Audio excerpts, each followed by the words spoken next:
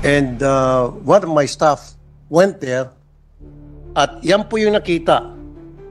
May mga heavy equipment na nakatambay lamang doon, nakatenga at walang activity.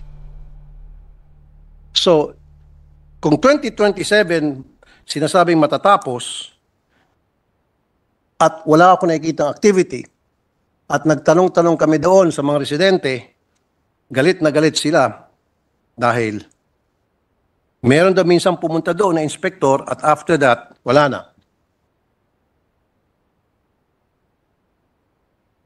Yes, tama po yan. Dahil ilang beses na yan na dekada-dekadang binibigyan ng pera, hindi matapos-tapos.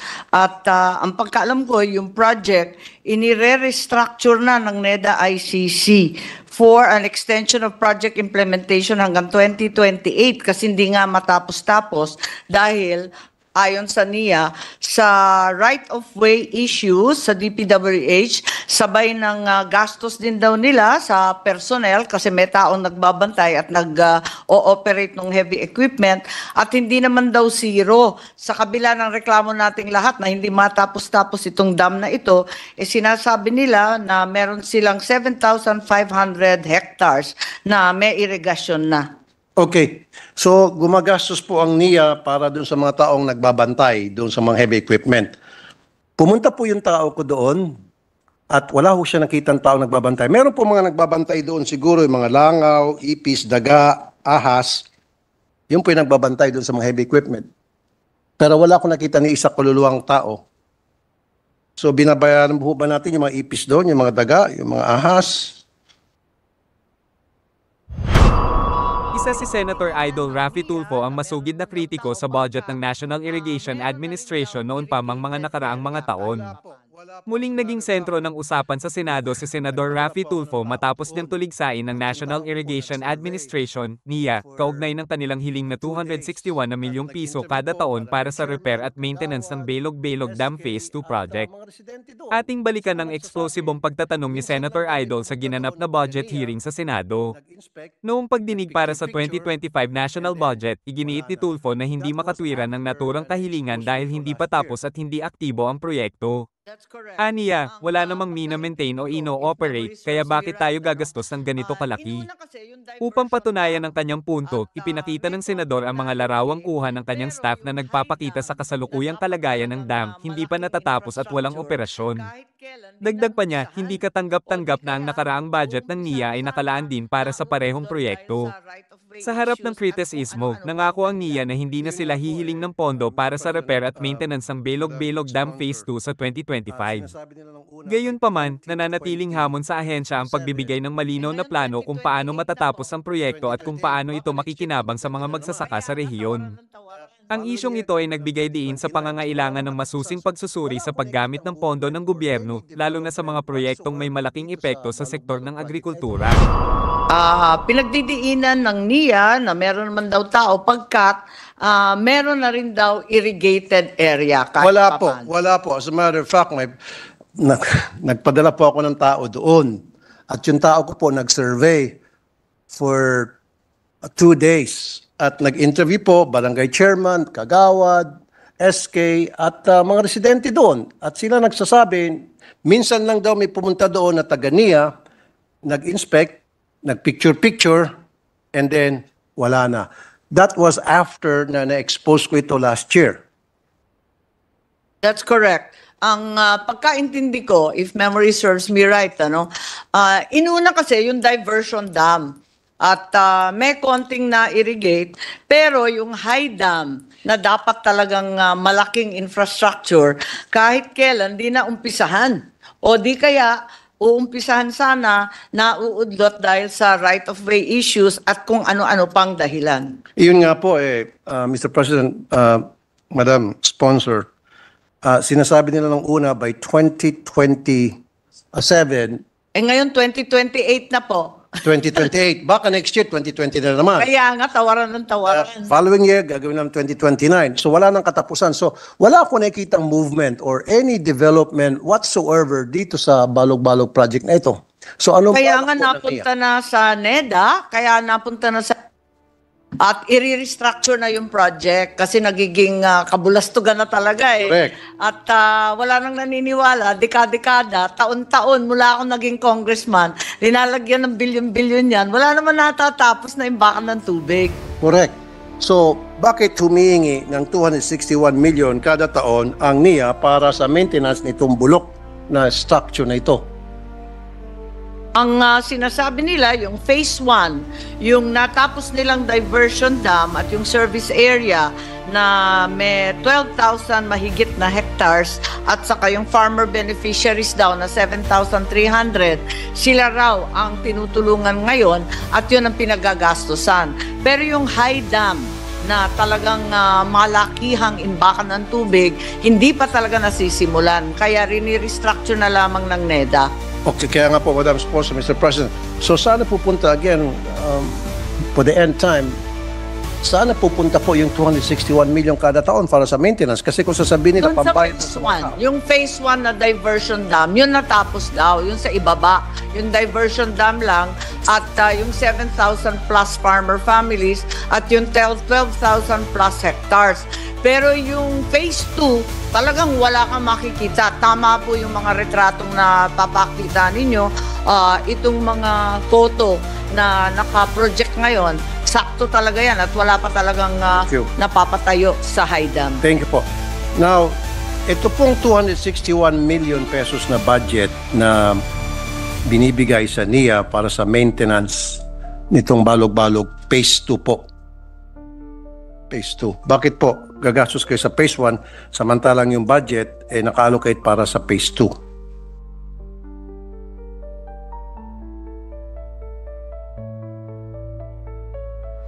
I think the amount is being requested for more extensive restructuring, feasibility studies, and planning all over again. So, Pero hindi pa raw nasisimulan. Ay, hindi. Sorry po, Madam Sponsor, Mr. President. Hindi po katanggap-tanggap sa akin yan. Let's stick to the issue. The issue here is, kumukolekta po ang NIA ng 261 million pesos para sa maintenance ng Phase 2. So, bakit nila gagamitin ang maintenance para sa Phase 1?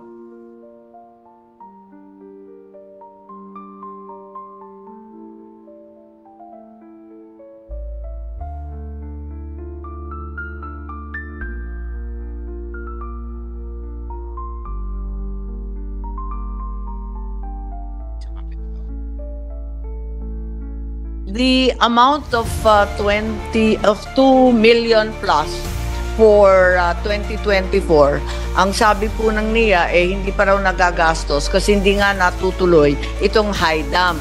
Yung 200 plus na yon dapat sana para sa facilities accompanying the high dam. But in as much as that high dam was never started, the facilities accompanying it were never begun either. So ano po nangyari doon sa 261 million last year na na-allocate para sa MOOE, maintenance ng Balog-Balog Phase 2? Ang sabi nila, nandun pa. Hindi pa nagagastos. Nandoon pa. At ngayon, maghihingi ulit ng 261, nandoon pa rin. Tatambak lang yung pera doon sa kanila. So kung ganoon, wag na sila humingi ng pera para sa MOE nitong bulok na proyekto nito. But every year, walang mintis, humingi sila ng 261.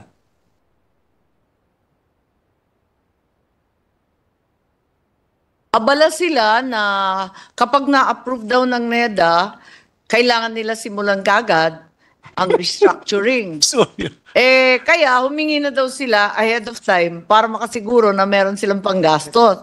Kaso hanggang ngayon, di pa daw na-approve ng NEDA. Pakisabi po sa kanila, loko nila lelong yung panot. Wag po kami. It's very simple dito, Mr. President, Madam Sponsor, na umiiwas ang NEDA sa isang simpleng tanong na kailangan lang ng simpleng sagot. Ng NIA, simpleng tanong, kailangan simpleng sagot lang. Mangyari po kasi, itong project na ito, napakatagal na ng panahon, nakatenga, nabubulok na, and yet, merong allocated na amount requested ng NIA for the MOOE, 261 million. Ngayon, kung hindi naman pala nila kayang gawin itong proyektong ito, ba't ba sila humihingi? Ngayon, kung ang gusto nila ay para sa completion ng project, dapat capital outlay, hindi po MOE. How would you maintain something na hindi pa operational? The only time that you would need operational expenses or MOE budget to a certain project kung tapos na yung proyekto to maintain it. Pero kung hindi pa completed ang project, you don't need a budget for the MOOE. You need capital outlay kung ang gusto mo ay para tapusin itong proyektong ito.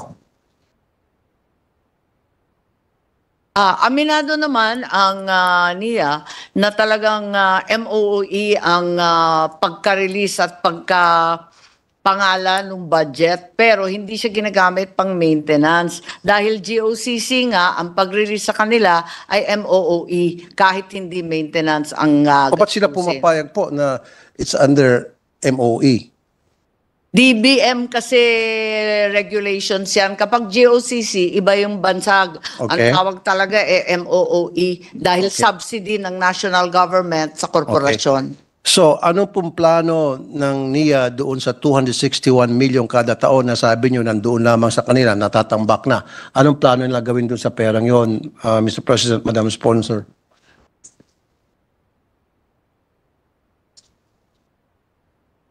Okay, ang sabi nila, yung 260 na yan ay i-carry over sa susunod na taon, palibasa hindi na nagamit sa taong ito ng 2024, hindi sila hihingi ng panibago for 2025. So they will stop. Carry over na lang. Okay. So, may follow-up question din. Ano ang balak nila dito sa project na ito? Sinabi nila nung last time, 2027, ngayon 2028 na naman. So, ano ang guarantee? So, ano yung mga ginagawa nila na para ma-ensure by 2027 or 2028 matatapos na talaga itong proyektong ito? Dapat, kung mangangako sila sa 2028, 2024 ngayon, sana man lang may kunting activities na nangyari doon sa project site.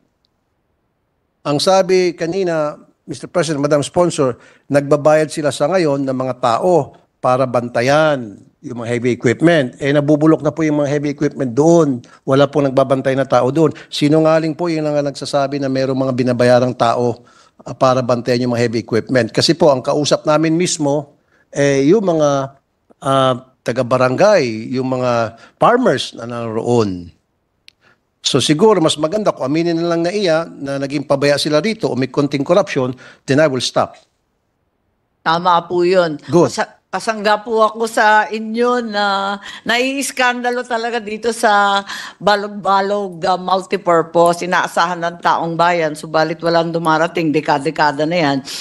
Ang tanging magagawa ng NIA, ang sabi nila, pagkat labis sa 2.5 billion ang halaga ng project, ay abangan yung NEDA ICC for the extension of the project hanggang 2028 na po ngayon. At ang cost, lumaki na, naging 18.8 billion yung total cost. Yun ang kanilang solusyon ngayon. Abangan na lang muna at antayin kung ano yung hatol ng NEDA. Right. So, sa ngayon, dahil ang target date is 2028 na para makomplete yung project, ano po yung mga steps, ano po yung mga programa na ginagawa ng NIA para maisakatuparan na yung completion ng project by 2028 as they promised? Ayon sa kanila, na-update na nila yung mga dating plano kasi napakatagal na nga nitong project na to at pinangunahan na nga nila at humingi na nga ng pera yung hinahanap natin na 200 million at nag-design na sila ng mga accompanying facilities kahit wala pa yung high dam. So yung plano, kumbaga, nag-iintay na lang, nakakasana, inaantay na lang yung approval ng NEDA at yung pag-release nitong 18.8 billion lang. Okay. So, pwede ho bang makita yung kanilang feasibility study o project plan? Para sa Papadala daw nila sa inyo kasi kompleto na yun at matagal na nag-iintay. alam naman nila, nakakalkaling ko to. Sana dala-dala nila ngayon. They know this way ahead of time na ito ho'y i-discuss ko. Alam nila na nag-imbestiga kami. So dapat ngayon pa lamang dinadala nila. Kasi pag sasabihin na dadalhin sa atin at paabutin nila ng 1 linggo, 2 linggo, 1 buwan hanggang sa mabaon na sa limot. Next time sana, Madam Sponsor, the President, dapat prepared ito. Budget ang pinag-usapan dito. Dapat prepared sila. Dala na lahat ng mga dokumento right here, right now. Ang pag-unawa nila, nakatanggap na raw ng kopya ang mga senador kasi nung nag-Blue Ribbon hearing, may dala raw silang mga kopya. Pero humihingi ako ng isang kopya pa kasi dapat aralin natin ng masusing at maigi.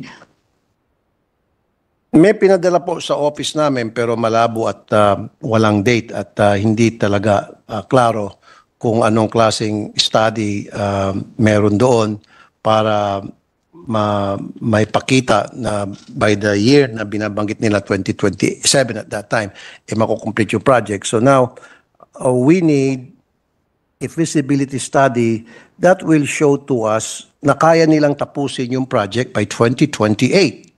Tama po. At ako mismo, interesado rin sa pagkahaba-haba ng panahon na may balog-balog sa ating budget. Ngunit wala ang nakikita sa Tarlac, talagang kinakailangan kalkalin ng maigi yan. Pinagsabihan ko na sila na dapat magdala ng maayos na kopya at updated yung pinakabago. Doon sa issue po ng right of way, ano na po nangyari?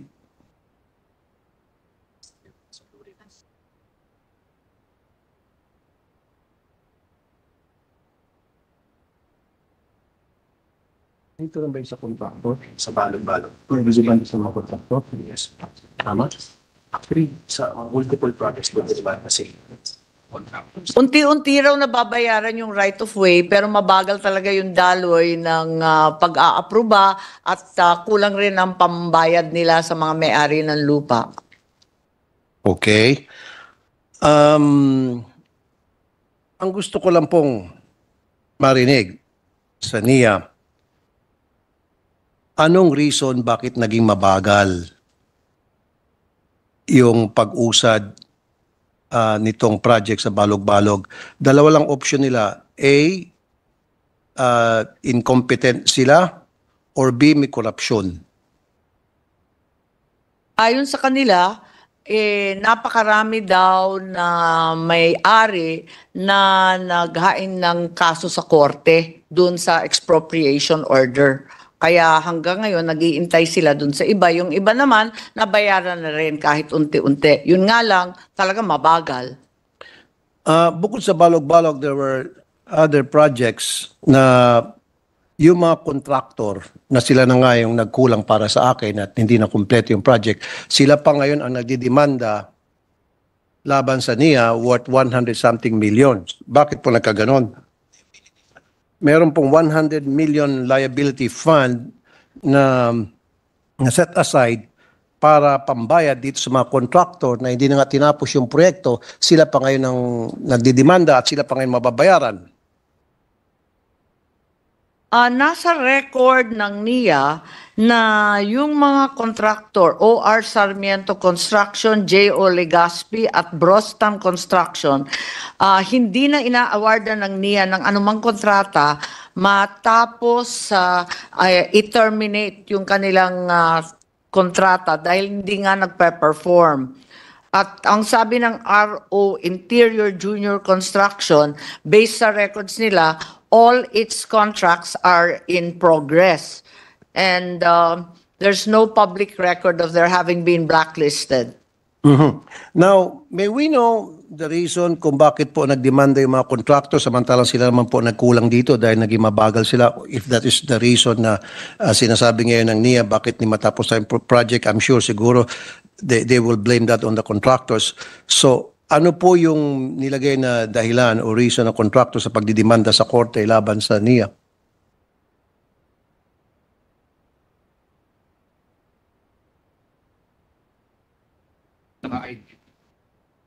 As a result of the early and sudden termination of their contracts with NIA, the construction companies of Oreta and OTP did file charges and claims. Tama po yun. So, ibig sabihin, tinerminate ng Tinerminate kasi, tapos ayon sa kanila, may utang pa ang NIA. Counterclaim.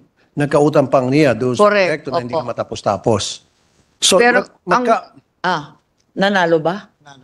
Ayon sa niya, nanalo naman daw sila at hindi sila magbabayad ng anumang utang o counterclaim. So ito 100 million na liability fund that was set aside para pambayad doon sa mga nagdemanda ng mga contractor, hindi na po ma-release, hindi na po maibabayad. Ang sabi, yung 100 million na sinisingil nila sa NIA, pinababayad daw sa kanila ng main contractor. I'm sorry, Madam Sponsor, Mr. President. Ang kala ko pa yung 100 million liability fund, yan po ay pinanalo na ng kontrakto sa korte, kaya ang korte na nag-utos na magbayad ang NIA doon sa mga nagdidemandang contractor. Apparently, the court has ordered them to pay 224 million. 224 million, tumaas pa ngayon. Yung Tangay. utos ng korte na ibabayad ng NIA sa mga contractors. Contractor ang magbabayad sa NIA ng 224 million ayon sa order ng korte. Di mas maganda kung ganon. So, sana. So kung ganon, wala na tayong marinig na yung NIA ay magbabayad ng malaking halaga 100 million pesos sa mga contractor, bagkus yung mga contractor pa ngayon ang pinagbabayad ng korte ng 224 million. Yun ang report po sa NIA. Very good. Tama. Next slide is yung Bulo Small Reservoir. Pwede natin pakita yung video, yung slides. Yan. Bulo Small Reservoir. 35 hectares of farmlands ang dapat may kinabang dyan at 214 farmers beneficiary. Dam was inaugurated last 2018. Ang total budget for that is 990 million 37. So almost a billion. Yan po ngayon ang sitwasyon. Ayan po, parang fountain. Yes. Nakita ko na rin po yan kasi ako may-ari ng Doña Remedios Trinidad po. Lola ko po yun eh. Ganon. At ako lang yung remedyo sa mga apo. Pero totoo na hindi matapos-tapos at may request for funding, napakaraming delay. Matagal ko na nakikita yan na nakatiwangwang.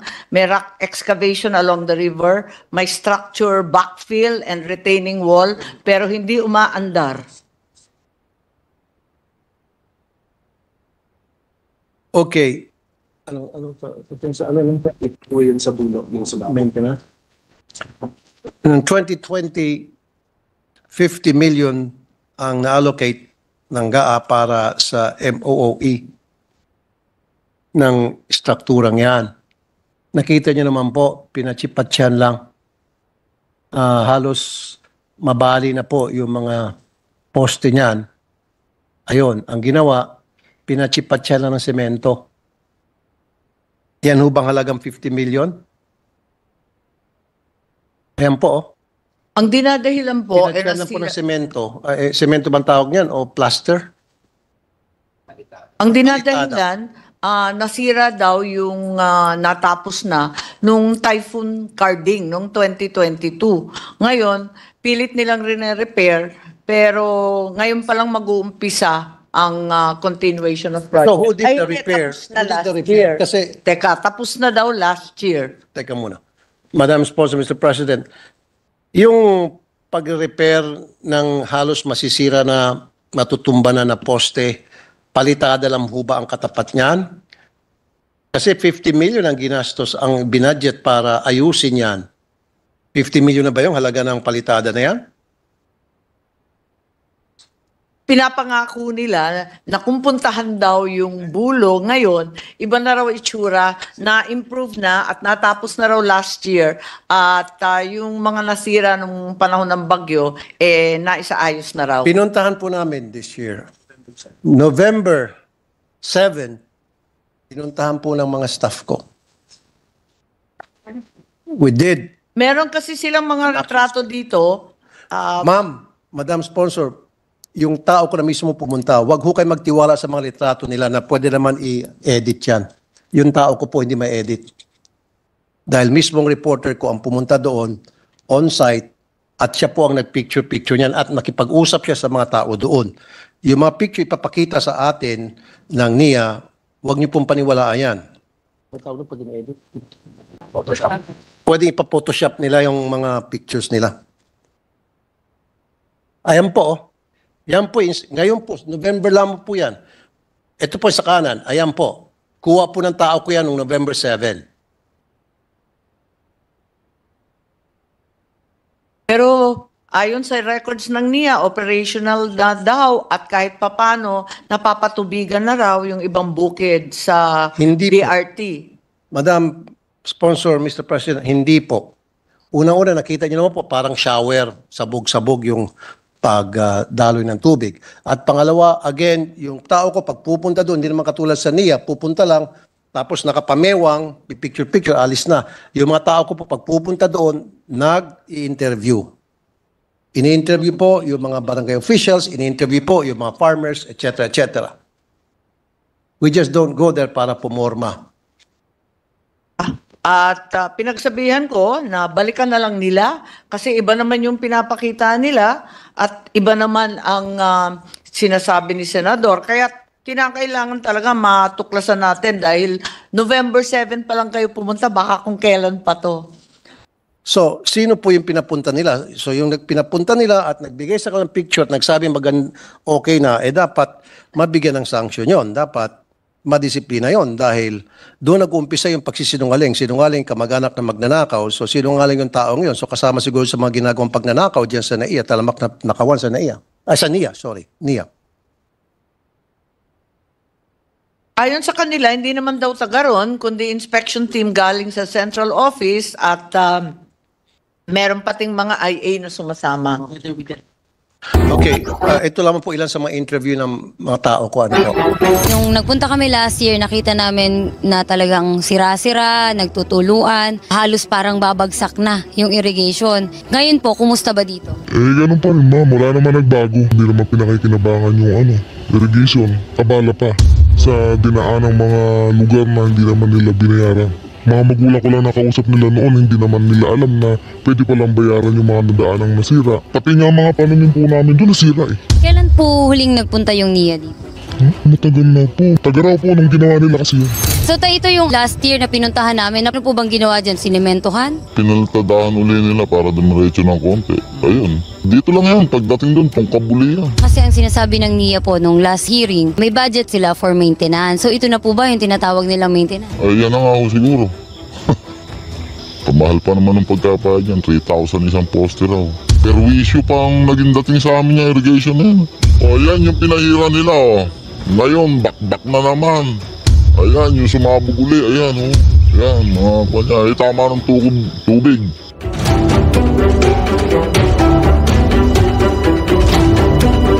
Ayan po, tao ko mismo ang pumunta. So hindi po pwede ma-deny ng mga taga-NIA base lamang sa picture-picture ng mga tao nila. So ano po masasabi ng NIA tungkol dyan? Ang sabi po nila, meron silang mga bagong picture at nakapunta raw sila ng ilang buwan na nakaraan, tapos na po.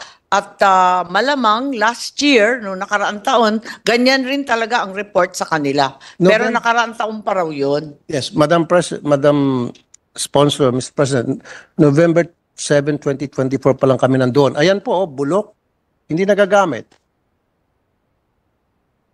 Kasi kapag kami po nag-imbestiga, pumupunta po ako, nag-invest po ako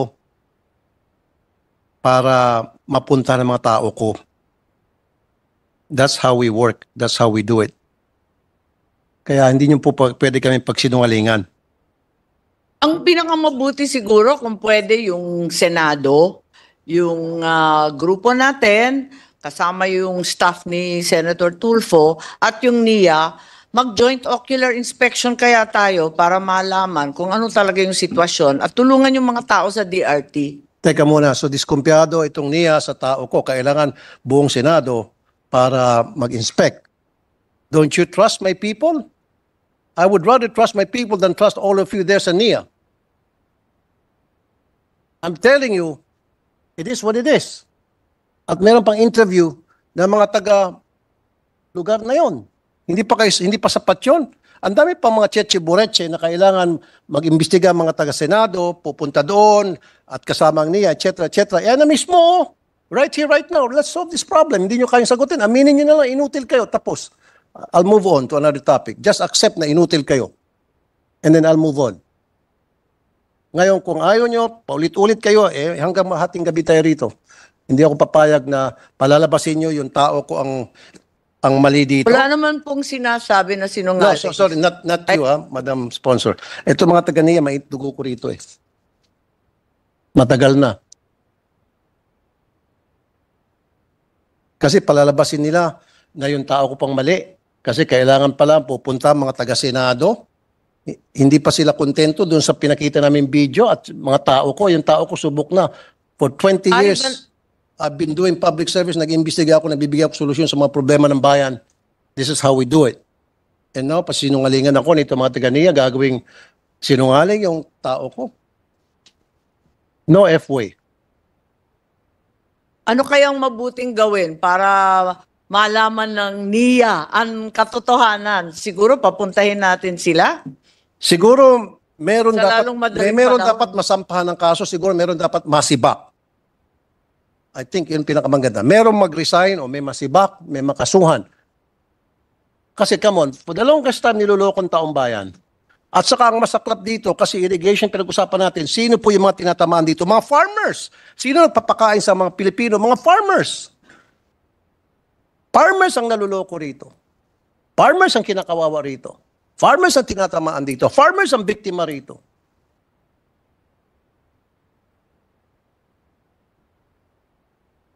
Tama po.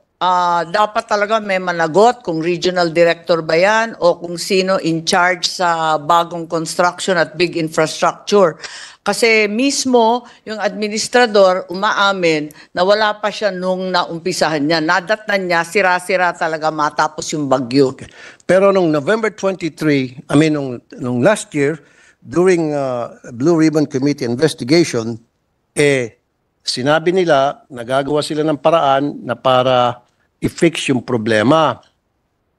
That's why last month, November 7, nagpadala ko ng tao at hindi nila inayos yung problema. Pinalitada lang nila. Yan ba ang pag-ayos ng problema at sa halagang 50 million pesos? Ganun ba natin lukuhin yung mga farmers natin? 50 million pesos para lamang sa mga palitada na yan? Magkano bang halaga ng palitada? Meron bang karpintero dito na makapagsabi, magkano bang palitada? Pwede ba tayo mag-hire ng karpintero? Meron bang karpintero dito sa Senate? Magkano ba yung palitada? Magkano ba yung, sabihin natin, 5 drum na palitada ang nagastos dyan? Magkano ba? 50 million ba yan?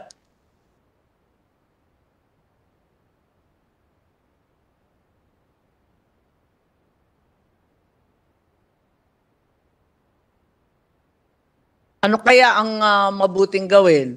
Tama po kayo. May dapat sibakin, may dapat managot, at hindi po pwedeng tuyo-tuyo ito. Exactly. Salamat, Madam Sponsor, Mr. President. Dapat may managot. Ang tanong ko ngayon sa NIA, sino sa tingin ninyo ang dapat managot? Taas ang kamay.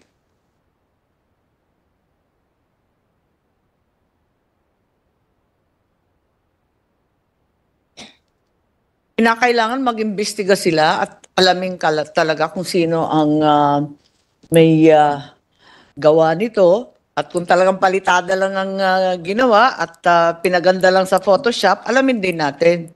Okay. So, ngayon, mag-iimbestiga po sila. Kailan po sila mag-iimbestiga?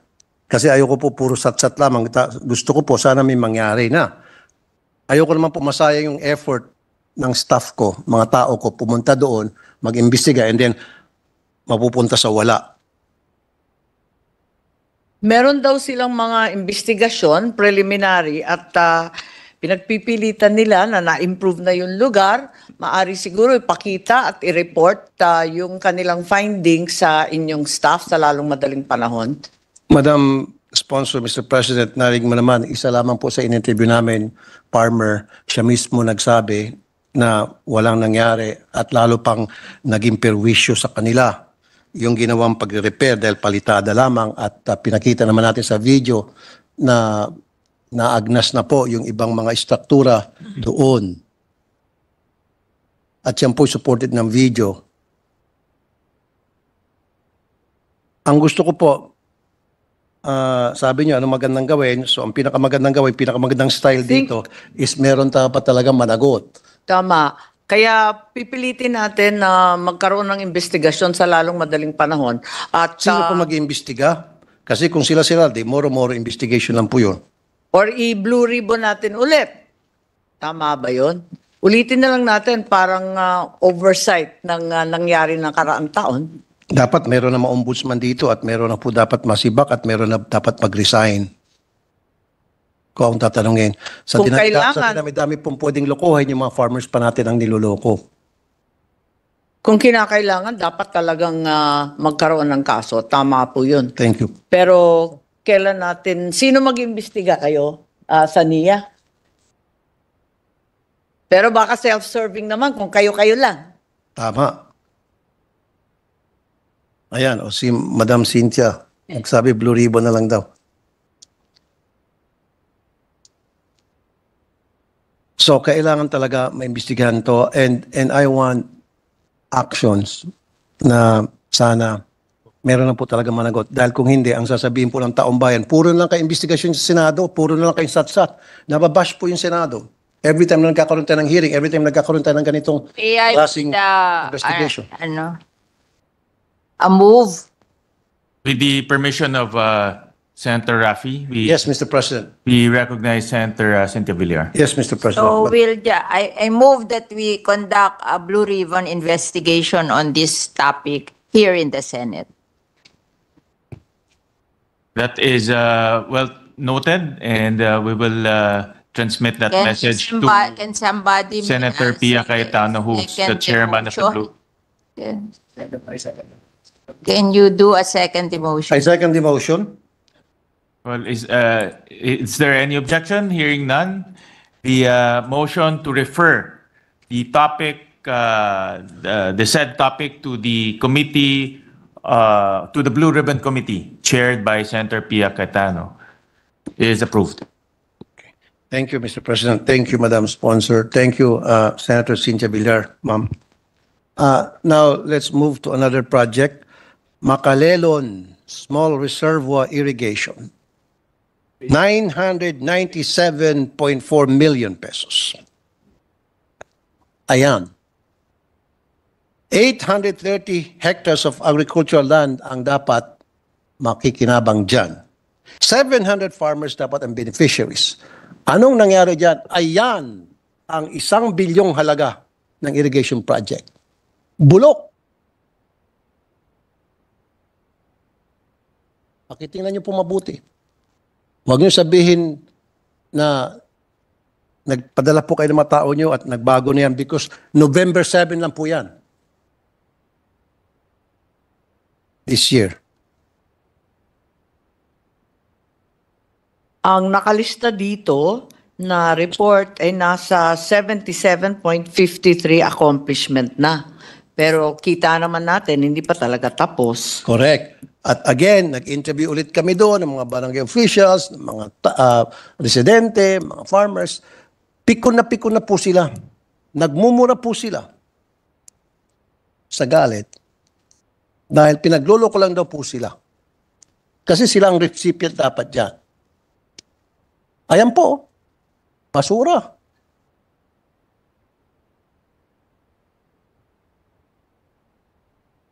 I'm sorry? Oh, November 12 pa pala. Oh, di medyo napaurong-urong pa. 7 pala doon sa isa, no? Kasi umikot po yung mga tao ko. So yan, November 12. So again, meron dapat managot na naman dito.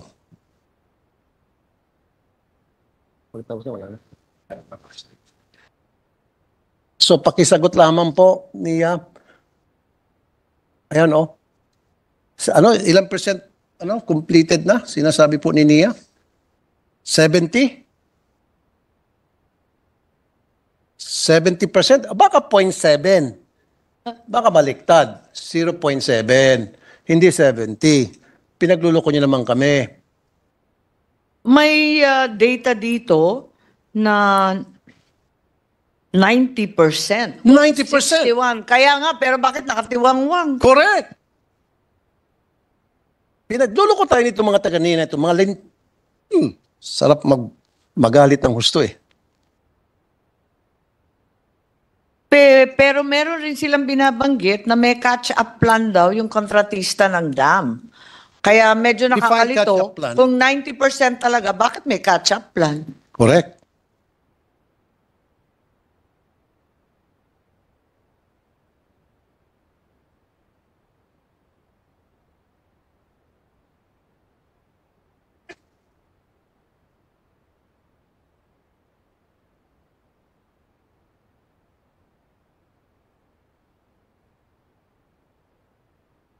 Yung sa project, magkano bibigyan? 300 million? Saan na yun? Saan sa 200 million per year.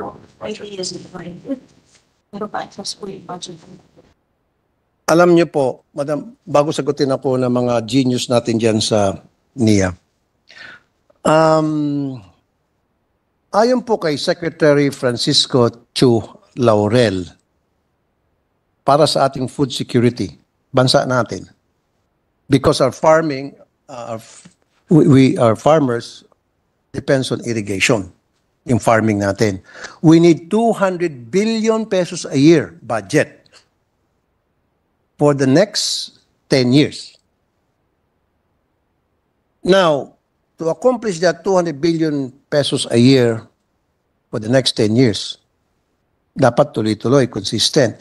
Paano mangyari yan? Samantalang, itong 2024, ang binudget lang is 70.2 billion. 2025, 42.5, pababa ng pababa. Bakit? Kasi nakita natin na inutil itong mga taga-NIA. Bakit mababudgetan ng 200 billion? Baka kurakutin lang itong 200 billion. Kaya siguro pigil ang pagbigay ng budget. Kasi alam natin lahat kung paano nila gastusin yung pera. Alam natin lahat na incompetent mga ito. So why would we give them 200 billion a year para makomplete yung 10-year projected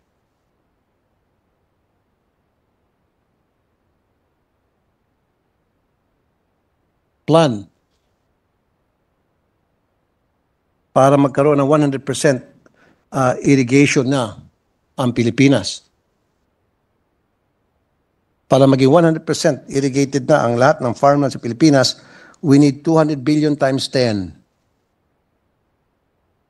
Pero how can we accomplish that kung pautay-utay ang binibigay at hindi natin masisisi kung bakit pautay-utay dahil incompetent nga itong NIA at kinukurakot lang, itong NIA at kinukurakot lang yung mga pera. So NIA, get your acts together.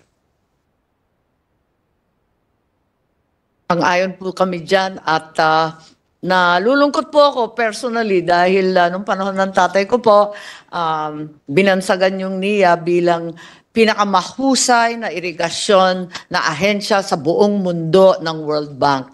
Ngayon bumagsak tayo sa ganito, nakakahiya po. Yun nga po, nakakalungkot. Okay. sa project? Ito po, wala na po tayong projects. Hindi po yung show na. Okay. EO 138-2001 was passed to devolve certain functions of the national government to the LGUs, including communal irrigation systems. 60 communal irrigation systems na ang na-devolve. Now, according to your Memorandum Circular 25 Series of 2022, kailangan from 2024 onwards, technical assistance and monitoring na lang ang ginagawa.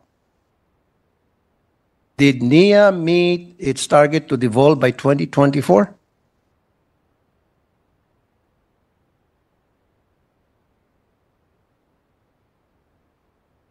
Ang pagkaintindi ko, yung EO 138 na nag-i-implement ng Mandanas ruling at dinedevolve yung agriculture tsaka health sa LGU, pina-hold muna at hindi na-implement kasi hindi pa katanggap-tanggap sa lahat ng LGU. Parang pinag-uusapan at wala nang sumunod na EO.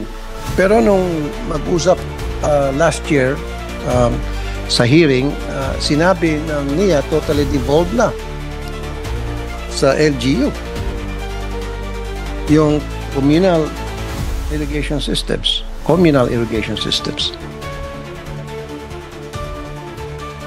May 60 na raw na communal irrigation systems na totally devolved sa LGU na sinasakupan. Ito po, noong 2021, 11.3 billion ang hiningi for communal projects. 2023, 22.8 billion. 2024, 31.6 billion. And then 2025, 17.1 billion. So kung ito ay totally devolved na, bakit humingi pa rin ng budget ang NIA for the communal irrigation systems?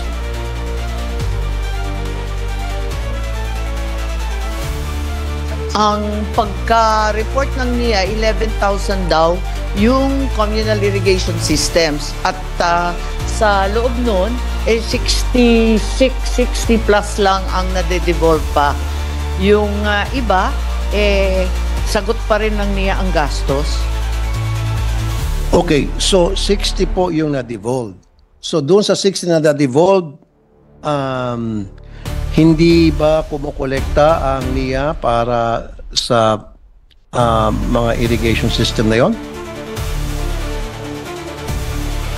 Alam po natin na ang NIA ngayon talagang mahina ang koleksyon pagkat free irrigation na. Wala nang nagbabayad ng irrigators fees, pati yung lampas ng 8 hectares nakakalusot at pinaghati-hati yung mga lupain, kaya halos wala na. At ang income na lamang ng NIA nasa hydropower generators. Okay. Ganito na lang po. Sa Blue Ribbon at committee hearing, magkita-kita lang po tayo mga taga-NIA, and you must be prepared. Magdala na ho kayo ng mga dokumentong kakailanganin namin, kailangan nyo ipakita sa amin pag nagtanong kami. Huwag yung sabihin nyo, dadali namin sa susunod na hearing. Alam niyo naman po siguro yung mga tatanungin na namin, kasama na po ito mga proyektong ito. So be prepared. So, nang sa gayon, hindi na ho tayo tatagal pa.